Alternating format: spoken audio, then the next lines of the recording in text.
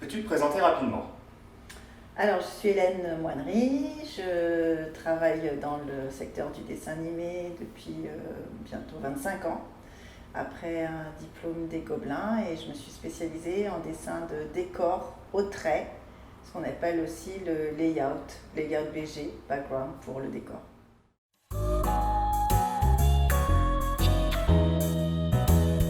Eh bien, en fait, j'ai commencé par faire une fac de musique. J'en suis sortie avec une maîtrise en musicologie, mais dont le sujet était les musiques des dessins animés de Paul Grimaud. Et c'est comme ça que j'ai découvert le secteur du dessin animé. Moi-même, je dessinais par ailleurs. Et à ce moment-là, j'ai su qu'il existait une école qui s'appelait les Gobelins. Elle faisait partie des deux seules écoles en France. Il y avait Émile Cole à Lyon et Gobelins à Paris. Et j'ai tenté le concours que j'ai eu, et après, voilà, je suis tombée dans la marmite du dessin animé. Alors, il faut être patient, persévérant, très soigné, méticuleux. Il faut être curieux en décor, en fait. Il faut être curieux de tout ce qui est environnement, architecture, paysage, de l'histoire de l'art, de la vie, des gens, parce que les gens vivent, quel que soit leur pays d'origine, quelle que soit leur classe sociale, vivent dans des environnements, vivent des aventures et des histoires, et il faut que l'environnement raconte quelque chose. Les avantages, c'est qu'on a une liberté de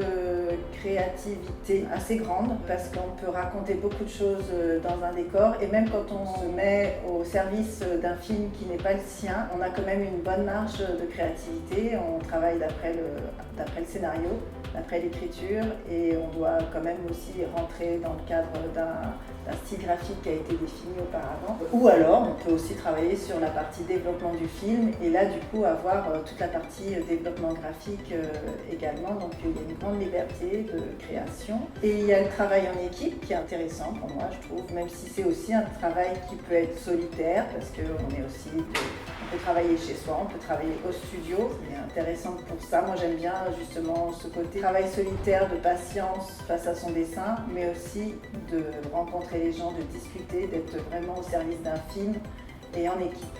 Alors, généralement, quand on fait du layout du décor, très souvent, on enchaîne avec le storyboard. Et du storyboard, très souvent, ça amène au métier de réalisateur, en tout cas dans l'industrie du dessin animé. Pour ma part, j'ai pas tout à fait eu cette démarche, mais néanmoins, je suis allée à la réalisation, mais plutôt via le film d'auteur, en fait. En même temps que travailler pour l'industrie, donc généralement des séries télé, de temps en temps, parce qu'il y a des arrêts entre productions, hein, on est intermittent du spectacle, donc on passe d'une production à l'autre, et puis de temps en temps, on a des temps sans travailler sur un projet. Et là, moi, je le consacrais plutôt à des films plus personnels, courts-métrages, où j'aime bien aussi la danse, donc j'ai travaillé pour des chorégraphes et spectacles vivants. Alors, j'enseigne spécifiquement, justement, les cours de perspective et de décor, que c'est vraiment ma spécialité. Dessin d'objets aussi, parce que ça fait partie des décors. Donc, dessin d'objets, c'est ce qu'on appelle dessiner les props. Et puis, je donne aussi les cours de modèles vivants. Donc là, c'est toutes les semaines, et tous les élèves de tous les niveaux suivent forcément un cours de modèle vivant. Donc là, c'est plutôt le côté anatomie.